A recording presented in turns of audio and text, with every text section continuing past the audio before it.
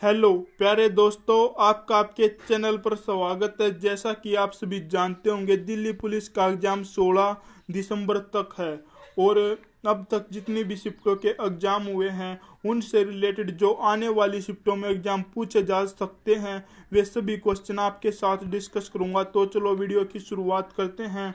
Video अच्छी लगे तो लाइक करना, शेयर करना, सब्सक्राइब करना, ताकि हम भी मोटिवेट हों और आपके लिए और ज़्यादा वीडियो बनाएं और आपकी नॉलेज बढ़े, आप नौकरी की तरफ बढ़ो।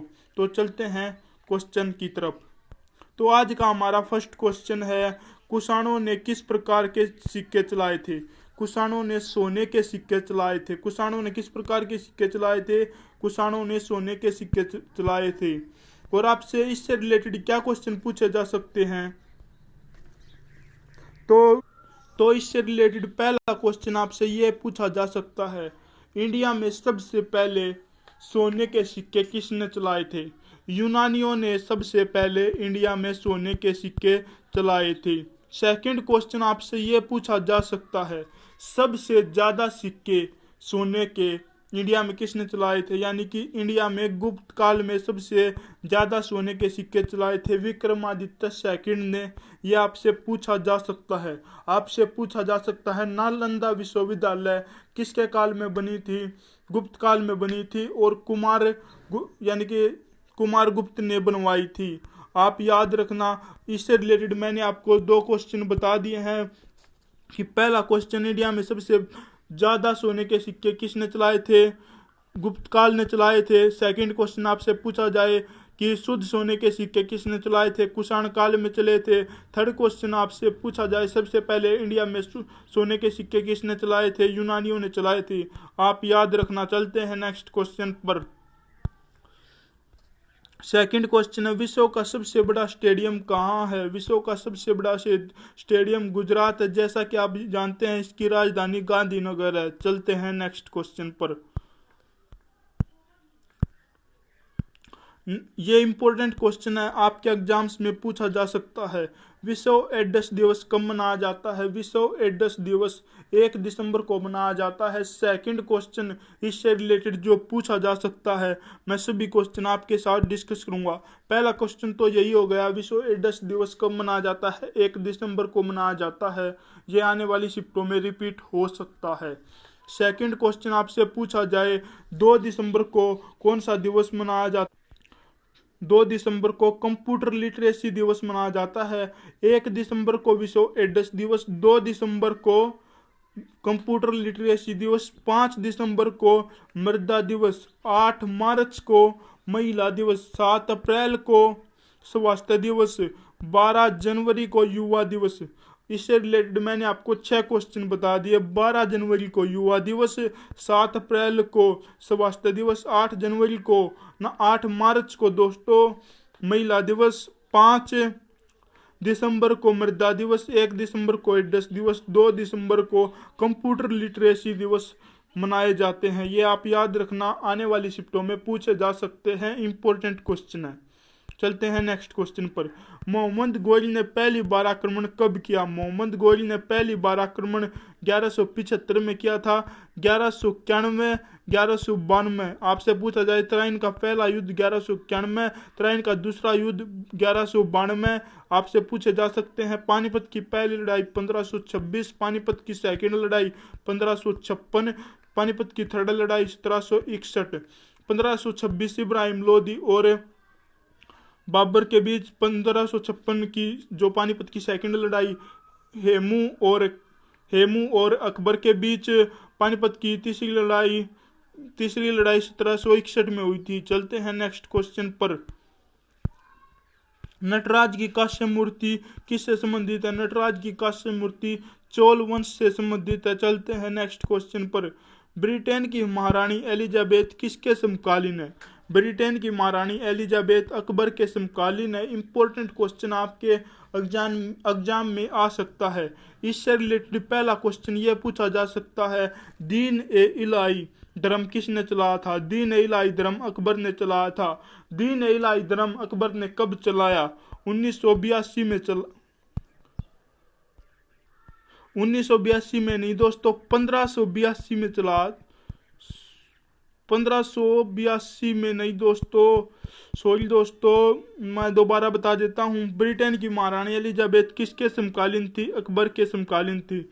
इससे रिलेटेड पहला क्वेश्चन ये पूछा जा सकता है, दीन इलाही धर्म किसने चलाया था? अकबर ने चलाया था। पहला क्वेश्चन ये पूछा जा सकता है। दूसरा क्वेश्चन ये पूछा जा सकता है, अकबर ने दीन इलाही धर्म कब चलाया? अकबर ने दीन इलाही धर्म 1682 में चलाया था दोस्तों। आपसे ये क्वेश्चन इंपॉर्टेंट है, पूछा जा सकता है, इसलिए मैंने आपको बता दिया है कि अकबर ने दीन इलाही धर्म कब चलाया था? 1682 में।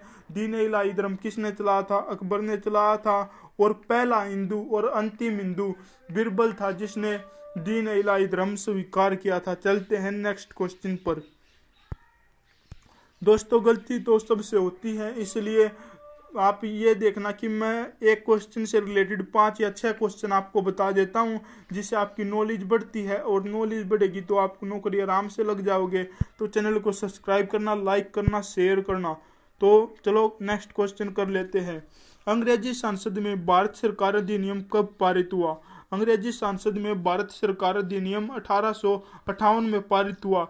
क्यों हुआ? जैसा कि आप सभी जानते होंगे, क्योंकि 1857 की क्रांति हुई थी इंडिया में, जो कि असफल रही। इसी कारण अंग्रेजों ने हमें आज़ादी नहीं दी और हम और पिछते चले गए, और अंग्रेजी सांसद ने इसी कारण कि आगे से भारतीय ऐसा व्यवहार ना करे अंग्रेजों के साथ, इसलिए उन्होंने 1858 में भारत सरकार अधिनियम पारित कर दिया था। चलते हैं नेक्स्ट क्वेश्चन पर। राष्ट्रपति किस अनुच्छेद के अंतर्गत आता है? इंपॉर्टेंट क्वेश्चन है दोस्तों, आपके एग्जाम्स में पूछा जा सकता है। राष्ट्रपति आर्टिकल 52 के अंतर्गत आता है। राष्ट्रपति किस अनुच्छेद के अंतर्गत आता है? राष्ट्रपति आर्टिकल 52 अनुच्छेद के अंतर्गत आता है। इससे रिलेटेड पहला क्वेश्चन आपसे ये पूछा जा सकता है कि राष्ट्रपति को अध्यादेश जारी करने की शक्ति किस अनुच्छेद में है? अनुच्छेद 123 में। आप कैसे याद करोगे? 1, 2, 3। और राष्ट्रपति पर महाभियोग प्रक्रिया किस अनुच्छेद के अंतर्गत लगती है? 61वें अनुच्छेद के अंतर्गत लगती है। आप याद रखना, राष्ट्रपति किस अनुच्छेद के अंतर्गत आता है? 52वें अनुच्छेद के अंतर्गत आता है। राष्ट्रपति अध्यादेश यानी कि कानून कुछ महीनों के लिए लागू कर सकता है 123 के अंतर्गत। राष्ट्रपति पर महाभियोग प्रक्रिया 61वें अनुच्छेद के अंतर्गत लगती है। आपसे पूछा जाए उपराष्ट्रपति किस अनुच्छेद के अंतर्गत आता है? अनुच्छेद 63 के अंतर्गत आता है। उपराष्ट्रपति अनुच्छेद 63 के अंतर्गत आता है। आपसे पूछा जाए कि हमारा प्राइम मिनिस्टर किस अनुच्छेद के अंतर्गत आता है? अनुच्छेद 74 के अंतर्गत आता है। तो आप कैसे याद करोगे? अनुच्छेद 52 में प्लस करोगे 11 तो उपराष्ट्रपति का पद आ जाएगा। इसमें प्लस 11 करोगे तो प्रधानमंत्री का पद आ जाएगा। तो आप ऐसे भी याद कर सकते हो, पहले राष्ट्रपति आता है, फिर उपराष्ट्रपति आता है, फिर प्राइम मिनिस्टर आता है। तो ये 52, 63, 74 याद रखना। चलते हैं नेक्स्ट क्वेश्चन पर। मूल संविधान में कितनी अनुसूचियां थी? मूल संविधान में 8 अनुसूचियां थी, अब बढ़कर 12 हो गई है। यानी कि मूल संविधान के बाद आपसे पूछा जाए कितनी अनुसूचियां बढ़ी? 4 अनुसूचियां बढ़ी मूल संविधान के बाद। मूल संविधान में 8 अनुसूची थी, बाद में कितनी अनुसूची बढ़ी? 4 अनुसूची बढ़ी। अब टोटल कितनी है? 12 है। तो कैसे याद करोगे? जैसे 9वीं 10वीं 11वीं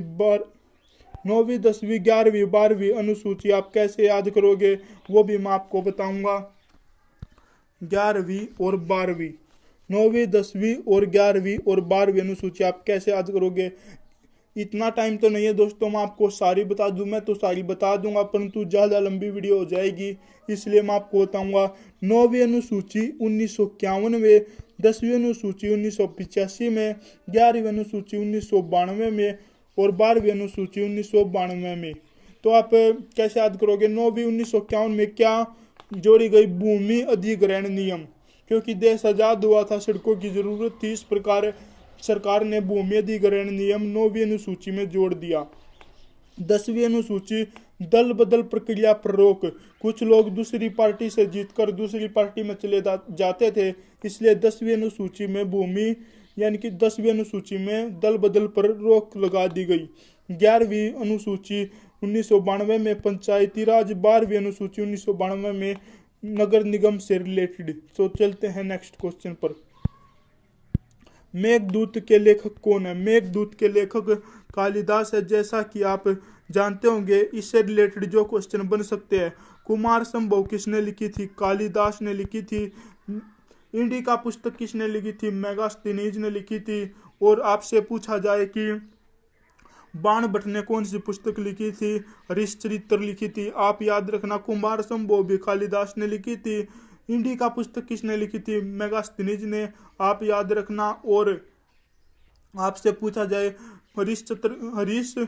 हरिश्चरित्र किसने लिखी थी? बाण भट्ट ने लिखी थी। तो चलते हैं नेक्स्ट क्वेश्चन पर। इंपॉर्टेंट क्वेश्चन है, मैथ का क्वेश्चन। अगर आपको ये क्वेश्चन आ गया तो दिल्ली पुलिस में आप 15 के 15 क्वेश्चन कर सकते हैं। तो चलो देखते हैं क्वेश्चन क्या है। तो क्वेश्चन क्या है, अगर एक व्यक्ति के पास 500 रुपये हैं और उसने 30% का लाभ कमाया और दूसरी वस्तु पर उसने 20% का लाभ कमाया, उस वस्तु का क्रय मूल्य 300 था। बताओ दोनों वस्तुओं पर कुल मिलाकर उसे कितना लाभ हुआ? इंपॉर्टेंट क्वेश्चन है, सिंपल क्वेश्चन है, जैसा कि आप सभी जानते होंगे। जैसा कि सभी को निकालना आता होगा, नहीं आता तो दोस्तों मैं इतनी जल्दी तो आपको सिखा नहीं पाऊंगा, क्योंकि दोस्तों पेपर नज़दीक है। मैं एक्सप्लेन तरीके से आपको नहीं बता पाऊंगा। अगर आप एक्सप्लेन तरीके से चाहते हो, हमारी डेली वीडियो देखना चाहते हो फ्री ऑफ कॉस्ट, तो आप चैनल को सब्सक्राइब कर सकते हो, क्योंकि आने वाला टेस्ट में आपकी नौकरी पक्की होगी अगर आप हमारी प्रत्येक वीडियो देखते हो। क्योंकि हम क्वेश्चन वे करवाते हैं जो एग्जाम से के लिए इम्पोर्टेंट होते हैं। तो इस क्वेश्चन को करते हैं। जैसा कि आप सभी जानते होंगे, 1% में 1% इज इक्वल टू 1/100, यानी कि 500 का 1% यानी कि 100 रुपये का 1% 1 होता है। जैसा कि सभी लोग जानते होंगे, 100 रुपये का 1% 1, 500 रुपये का 1% 5, तो 30% है। तो 30% कितना हो गया? 150 रुपये हो गया। उसने 150 रुपये लाभ कमाया। और दूसरा 300 रुपये है। 300 रुपये पर 1% 3 रुपये, 20% 60 रुपये, यानी कि उसने टोटल मिला के 210 रुपये लाभ कमाया। मुझे लगता है आपको आ गया होगा। आया नहीं हो तो कमेंट में जरूर बताना, अगली वीडियो में जरूर बताएंगे आपको। तो चलते हैं नेक्स्ट क्वेश्चन पर। एक बार फिर भी दोबारा बता देता हूँ, जैसे फुल एक्सप्लेन तरीके से। 500 रुपये हैं और 30% लाभ कमाना है, तो लाभ कमाने के लिए हमें ज़्यादा में बेचनी पड़ेगी, इसलिए ज़्यादा से गुणा और कम से भाग। अगर हमें हानि करवानी होती तो हम कम से गुणा ज़्यादा से भाग करते, परंतु लाभ कमाने के लिए हमें ज़्यादा से गुणा करना पड़ेगा और कम से भाग, क्योंकि हमें ज़्यादा रुपए चाहिए।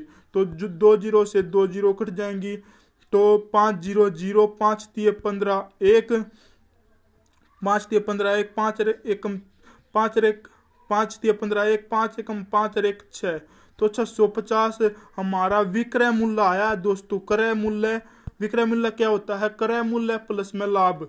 तो हमें विक्रय मूल्य हमारा 650 आ गया, जैसा कि सभी लोगों ने देख लिया होगा। तो 650 में से हम जब 500 घटाएंगे तो 150 बच जाएंगे। मैंने 150 आंसर निकाला था पहले भी, तो इसका 150 आ गया। अब दूसरा करते हैं, जैसे 300 रुपये का 20% निकालना हमें 120/100, क्योंकि ज़्यादा के लिए लाभ कमाना तो ज़्यादा से गुणा कम से भाग। 2 जीरो से 2 जीरो, 3 0 0, 3 दूनी 6, 3 एकम 3, 360 आ गया। और 300 हमारा क्रय मूल्य था, तो 60 रुपये हमें लाभ हुआ। पहले में हमें 150 रुपये लाभ हुआ था। टोटल लाभ हमारा 210 रुपये होगा। ये राइट आंसर होगा। अगर आप मैथ में एक्सपर्ट बनना चाहते हो, मैथ जिसको मुश्किल लगता है, तो आप चैनल को सब्सक्राइब कर सकते हो। जीके आपको मुश्किल लगती है तो आप चैनल को सब्सक्राइब कर सकते हो, क्योंकि हम रिलेटेड क्वेश्चन आपको करवाएंगे जीके में जब, तो आपका लेवल बढ़ता जाएगा, इंक्रीज होता जाएगा और आपकी नॉलेज भी बढ़ती जाएगी। तो चलते हैं नेक्स्ट क्वेश्चन पर। तो आप चैनल को सब्सक्राइब करना, लाइक करना, शेयर करना। चीनी यात्री ह्वेन सांग भारत में किसके काल में आया? भारत में किसके काल में आया था? चीनी यात्री ह्वेन सांग हर्षवर्धन के काल में आया था। आपसे पूछा जाए एग्जाम में हर्षवर्धन का काल क्या है? हर्षवर्धन का काल 606 से 647 है। आपसे यह क्वेश्चन भी पूछा जा सकता है इससे रिलेटेड। पहला क्वेश्चन कि हर्षवर्धन का काल क्या है? 606 से 647। सेकंड क्वेश्चन आपसे इससे रिलेटेड पूछा जाए कि हर्षचरित्र किसने लिखी थी? बाण भट्ट ने लिखी थी, जो मैंने आपको पहले भी बता दिया। तो यह क्वेश्चन आपसे पूछे जा सकते हैं। तो आज के लिए दोस्तों इतना ही। मिलते हैं नेक्स्ट वीडियो में। अगर आपको वीडियो पसंद आई तो लाइक करना, दबा के शेयर करना और चैनल को सब्सक्राइब करना ताकि हम भी मोटिवेट हो। अगर आप मैथ की वीडियो बिल्कुल basic level to high level देखना चाहते हो, जीके की वीडियो बिल्कुल basic level to high level देखना चाहते हो तो चैनल को सब्सक्राइब करना। आने वाले एग्जाम्स में आपकी पक्की नौकरी होगी अगर आप हमारी प्रत्येक वीडियो देखते हो। तो आज के लिए दोस्तों इतना ही, मिलते हैं नेक्स्ट वीडियो में। थैंक यू मच दोस्तों।